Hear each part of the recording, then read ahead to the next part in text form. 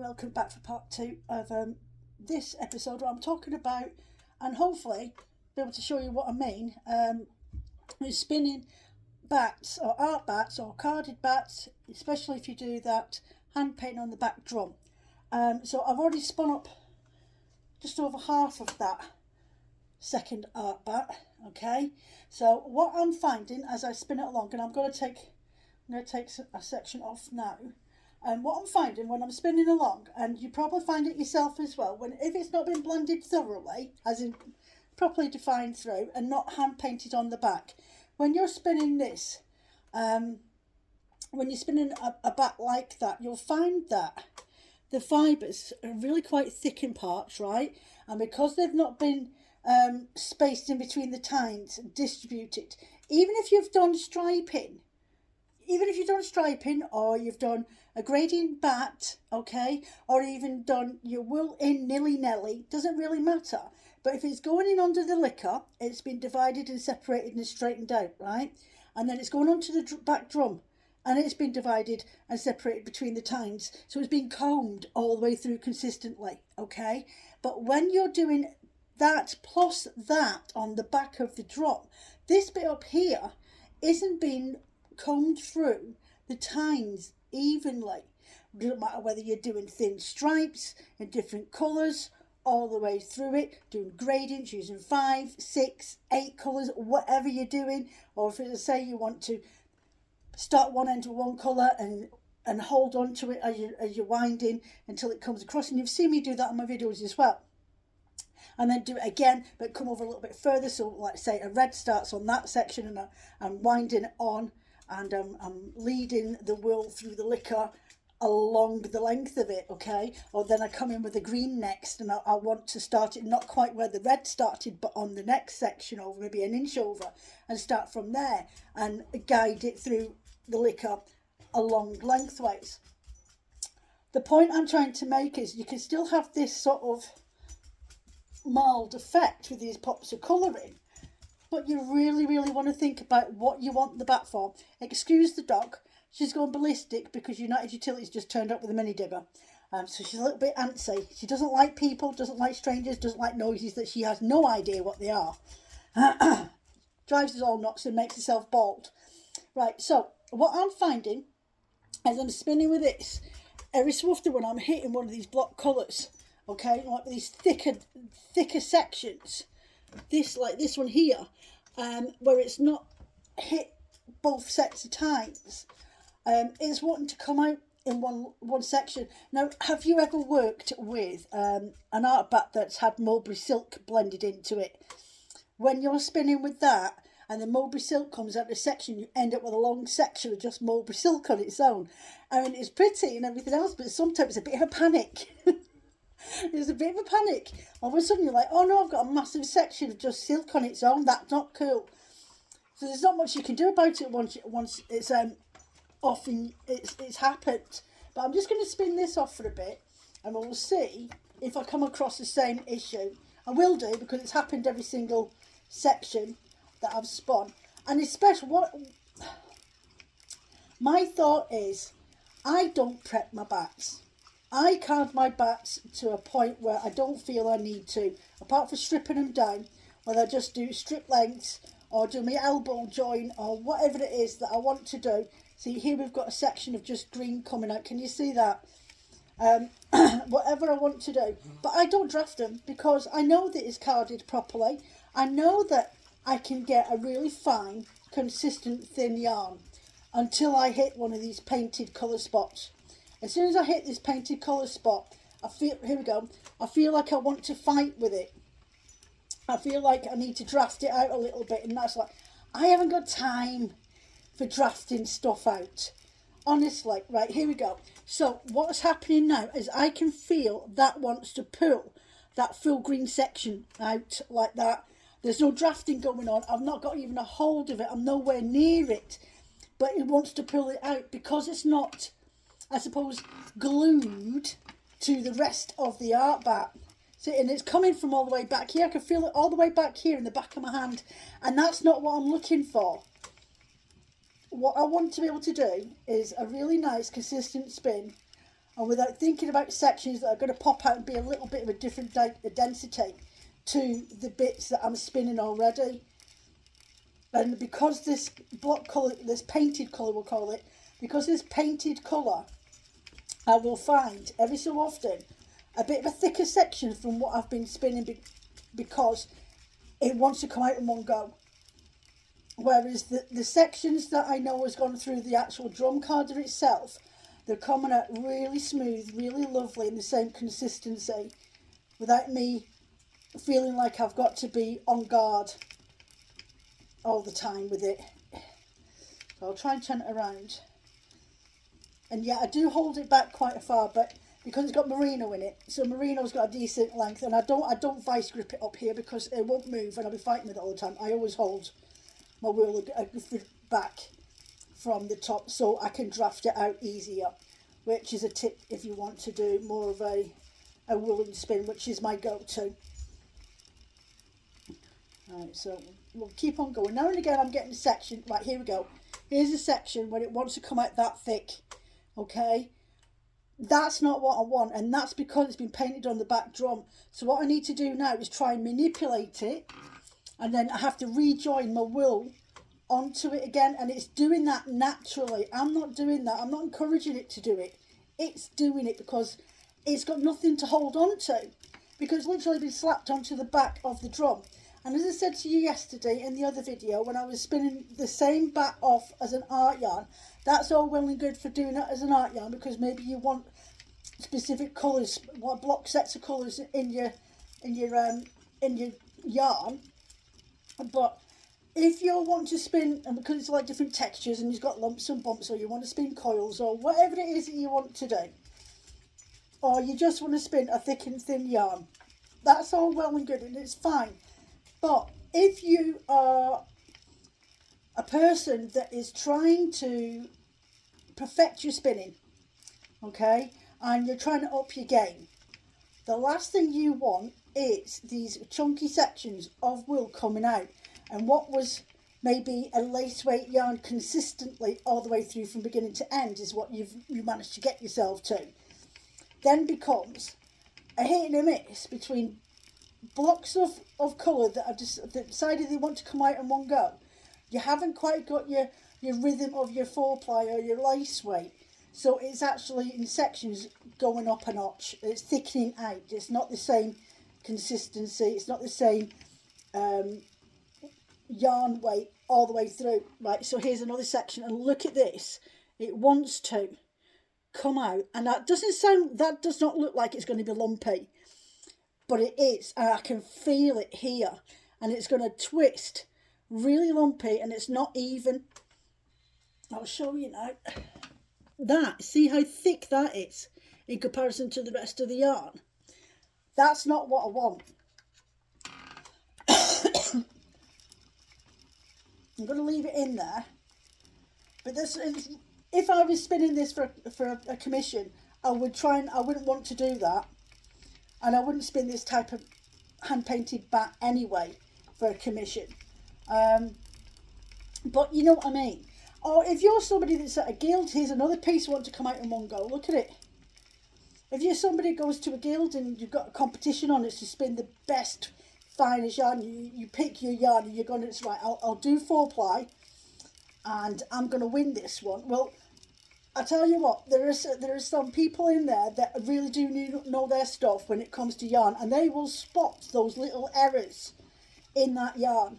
And it could be the difference between you getting first award to 5th award, if that's what you're working with. So just keep in mind, the only tips I can give you, if you've bought yarn like that, when you're seeing these block colours that are pulling out in sections, like there's another piece. So I've gone from that to that. And that's because I was busy talking and not paying attention to what you guys are doing. So if I just go around, you can see the difference between what I've been spinning and those painted bits of colour that are coming out. How uneven is that?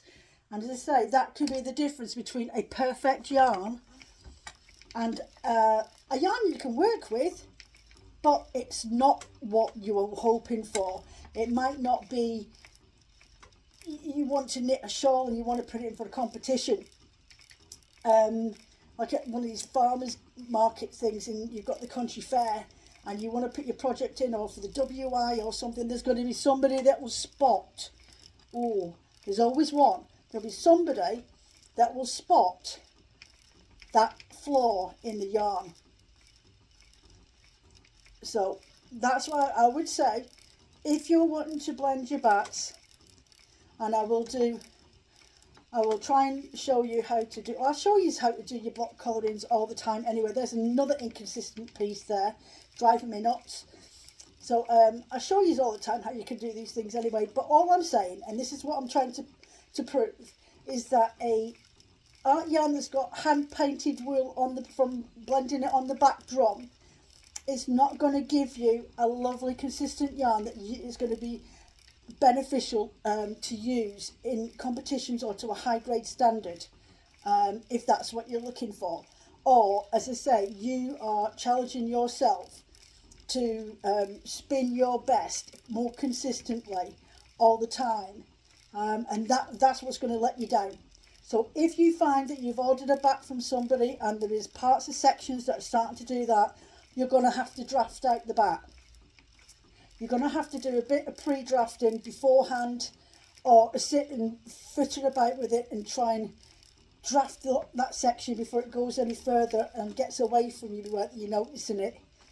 I mean, the yarn will probably even itself out when you apply it, but really you want to be making sure it's at its best as a single yarn before you apply it. I mean, you could be spinning for a single yarn for doing a Shetland shawl. So you will want the wool to be at its damn it best perfection to put up with the rigour of knitting in the lace. Right, let's go to the next section. So what I'll do is I'm going to get on with the rest of this. So that's all I wanted to say was, because I'll be here for a while, yeah, I've still got about 10 grams left. That's all I wanted to say was, I'm fighting at this bit, is that when you're working with your art batts or your carded batts and you want to add in pops of colour, just keep in mind, have a go yourself at home, just keep in mind that if it's not blended in correctly, you're not going to get an even consistency of self-drafting at the triangle point without having to draft your batts. I don't draft the batts. You see me all the time. I just literally pull it off. That bat's not been drafted. But I know what I want from a yarn, and I know what my customers, my ladies and my gents, want from their art batts and from their carded batts. And majority of the time, my customers are spinners. Even if you're a felter, I still want you to have a good quality batt. And by putting blobs of colour on, alright, that's great for you to pull apart and take bits off. There's another piece trying to come out really thick as well. Pull bits of colours off and stuff like that. But if you want to use that art batt as a background, or you want to use it for wet felting as a scarf, then I want to know that you've got the best material that I can create for you, because then that makes me proud that I've helped you create your best potential. Anyway, I shall catch you later. I will endeavour to get this done, and then I'll ply it up and we'll get the other original batt that hasn't been painted on or anything like that, and I will get that spun up into an art yarn later on. Okay, so I'll catch you in a bit. Well, maybe tomorrow, we'll see.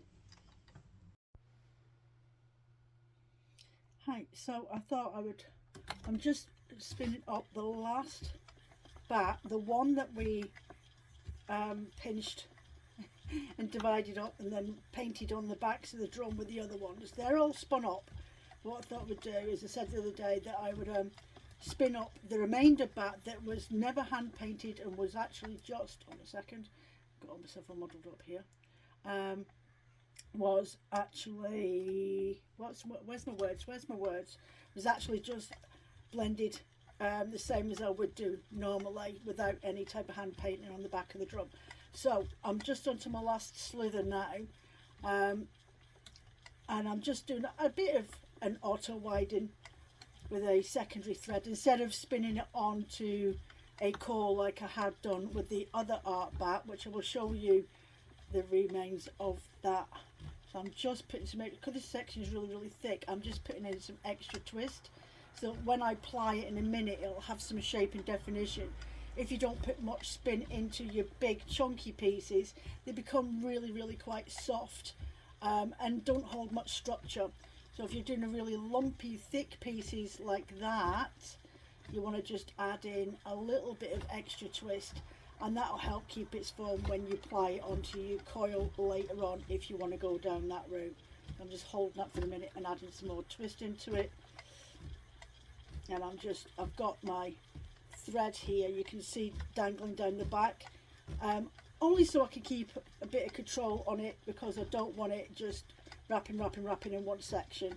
So I'm just got it in the back of my hand here to give it a bit of guidance. That's all. So that's that bit done. I'm going to now then ply it back onto this gold acrylic that I have used for the other one on the other art yarn.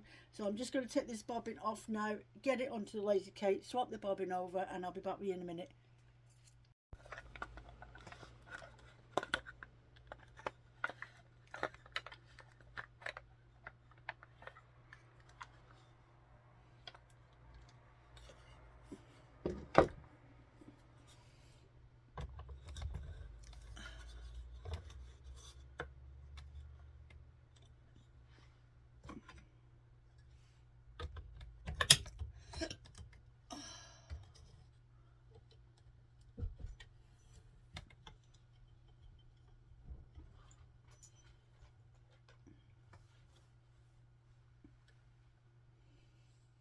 I'm seriously on the edge of this fucking chair.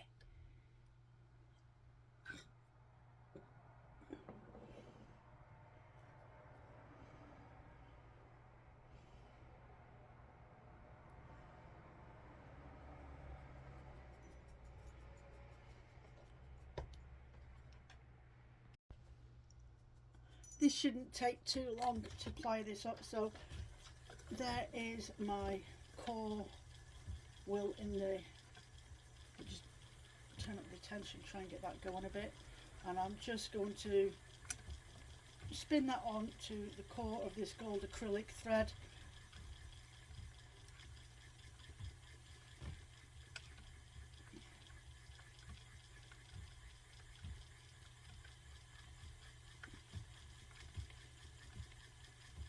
There we go.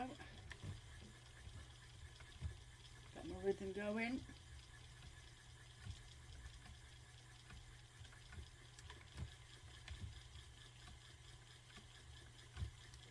This is going to be a really lumpy core spun.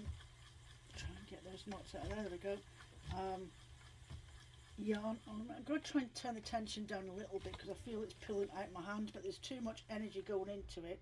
I'm just going to let that energy from up there get into the rest of this yarn. That's a little bit better.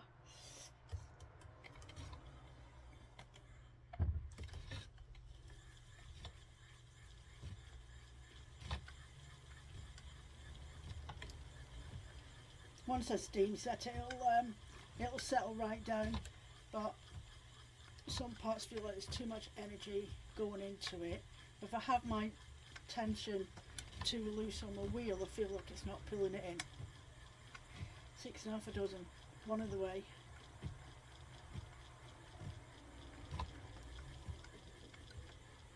There we go.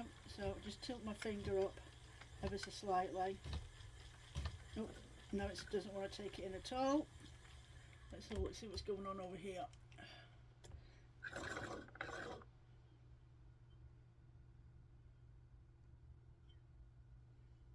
There we go. Just tease it on until it goes into place. If you feel like you're fighting with it and there's lots of energy going in there.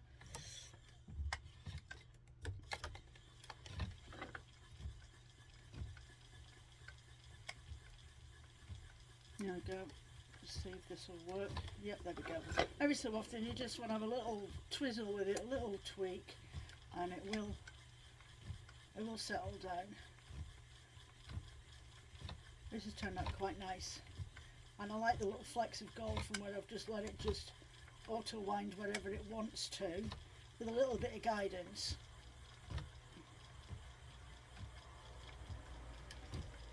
And the gold pops out a little bit. If I used a silver or a grey, I think it would have been lost, because there is white and blues in this, so a silver thread or a light grey thread would have definitely got lost in the background. But this has got silver sparkle Angelina in it as well, which makes for pretty art yarns, and these yarns will be on the website if you want to purchase them.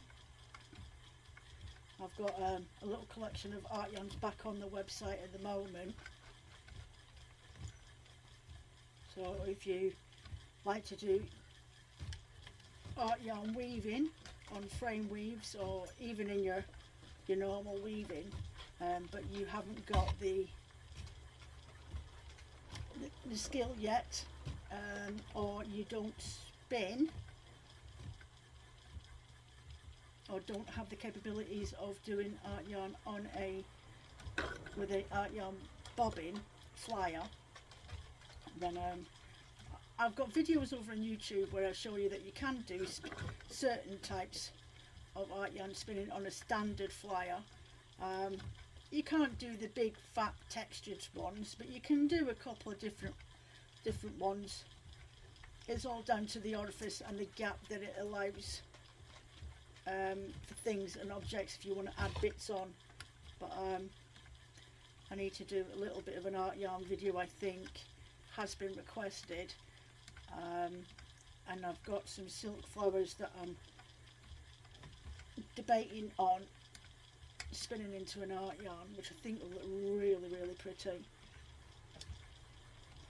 There we go, so nearly done, halfway through this bobbin.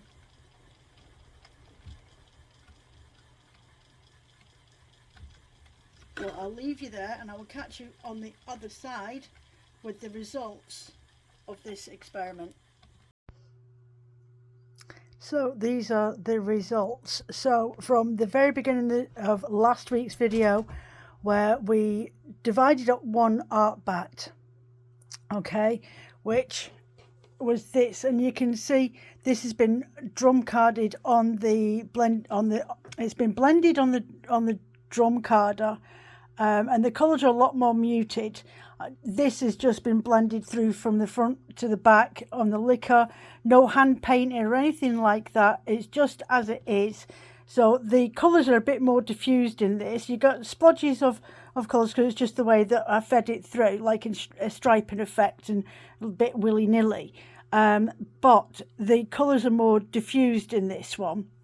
Granted, it hasn't got teal or any other type of blues in there added to it, but it's just to give you a comparison that if you just blend your art batt on your drum card as normal through the front to the back without putting anything on the back drum, i.e. hand painting, then you'll end up with still these little sections of colours and things like that, and it can be just as pretty, okay? But in comparison to the one where we added in and did extra hand painting on the back drum, and added in those big chunks of colours, you can see that there is a difference. You have got these big sections of solid colours in comparison to the muted sections of the art batt that are blended through, and there's more chunks of colour in there. So yeah, hand painting on the back drum is absolutely perfect in big block colours with your wools and stuff like that.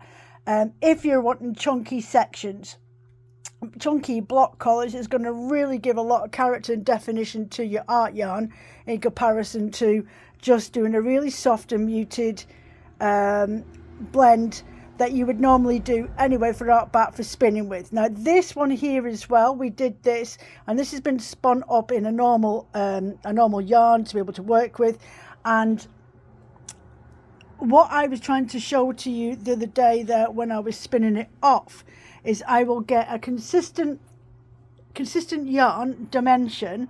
Okay, so I'll constantly get this, but then all of a sudden I'll end up with these thick bits where these colours are trying to come through in one section because they've not been carded and diffused through the tines and combed properly. So I'm getting sections where it's not combed through with the other fibres and not evened out. So there are times when I feel like I'm struggling with it. So I'm not going to end up with a uniform, constant, same dimension. You can see there's thin bits there, there's thicker bits where the solid colours are, then it thins out again as I get to the art batt that I have carded through and has been through twice. Partly because it was carded beforehand, and then I've done it again as an experiment by painting on the back drum, and you can see those sections where excuse the state of my nails, at dye pots yesterday. You can see where those thicker sections of hand painted colouring on the back drum have come through, and it's definitely a lot thicker in comparison to the diffused section which has been combed through the drum carded properly and not hand painted. So yeah, you'll see that persistent all the way through the art yarn. So I mean, it'll knit up lovely. I would now count that as a DK weight more than a 4-ply now. There are sections that are 4-ply, there are sections that are slightly larger but not quite a DK, but they're not quite a 4-ply wool. It still makes for an interesting knit. You can still work with it, it's not a problem. But if you're wanting to show this off at competition or at guilds or something like that, where your work is judged on your consistent yarn dimension, i.e. weight, then I would avoid doing the hand painting on the back drum. Add the colour through as you would normally do for working with blending for art batts, to blend in different fibres, different bits and pieces into your woolen yarn. So yeah, there we go. So I hope you found that interesting. And reasons as to and why not to hand paint on the back drum of your art yarn, because it will give you inconsistent weight in your yarns. It won't want to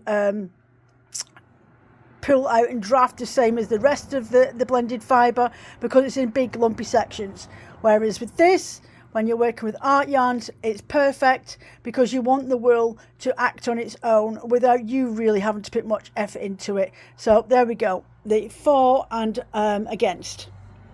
So please put comments down below. Please do put comments down below of what you think of this little experiment, or if there's any other type of yarn experiments that you want me to do. This was just something that was mentioned a couple of weeks ago, and it went from colours into muting to browning, into me explaining to you one of my bugbears is why people always want to hand paint on the back of their drum.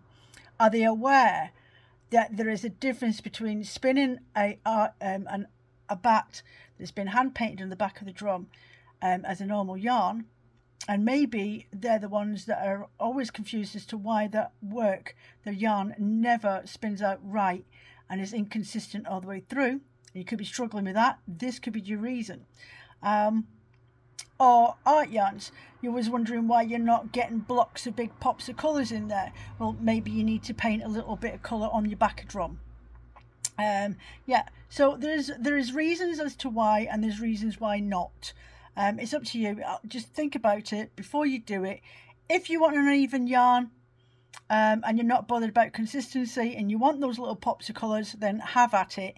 If you wanted something that's a bit more even all the way through and the same weight density because you need it for a really good project, especially if you've paid out for fibre, you're adding silks and things like that to it, don't paint the silks on the back drum. Feed them through your blending board, through your drum card or through the front bit.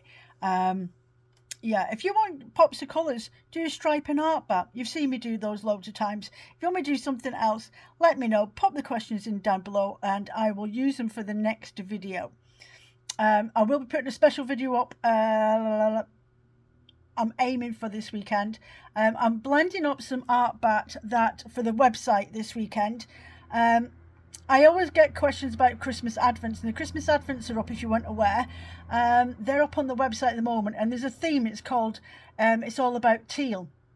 Now, there's been a bit of confusion. People are like, well, why am I going to get 12 days of teal batts? What point is that? If you guys know me by now, it's a hint of teal. It could be the base of teal with pops of colours, and there's 12 pictures on the website, on the listings, that's showing you the inspirations behind each day. It could be teal with peach. I'll show you here. It could be teal with peach. It could be a lovely cherry reds with a hint of teal. It could be pistachio. It could be turquoise, because turquoise runs underneath the same thing. It could be purple with a hint of a vivid duck egg blue. Who knows? Hold on. So this is the first, I'll say the first 6 days. It's 6 days of the Christmas Advents that I'll be doing this year.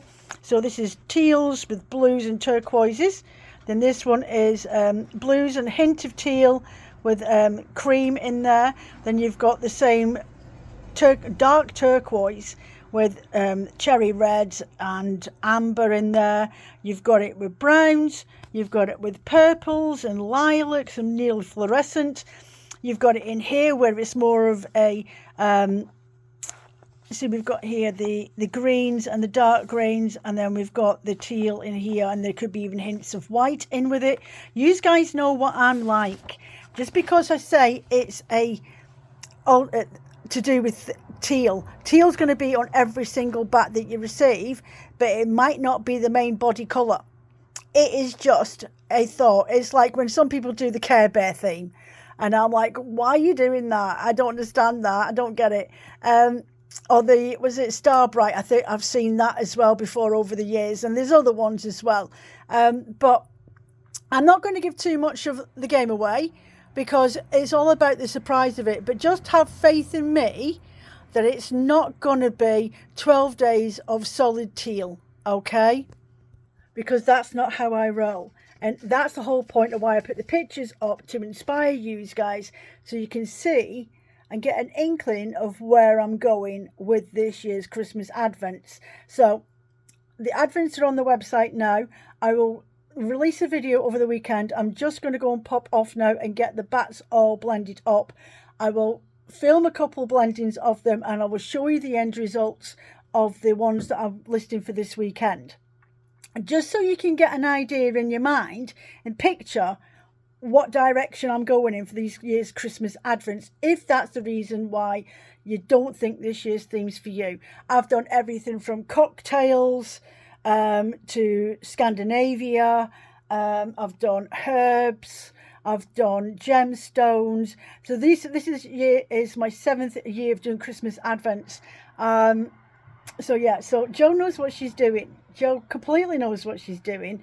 And if anybody's had a Christmas Advents, please pop down a comment down below and let people know how fantastic mine are, because I do not squander any money that you guys pay for these items.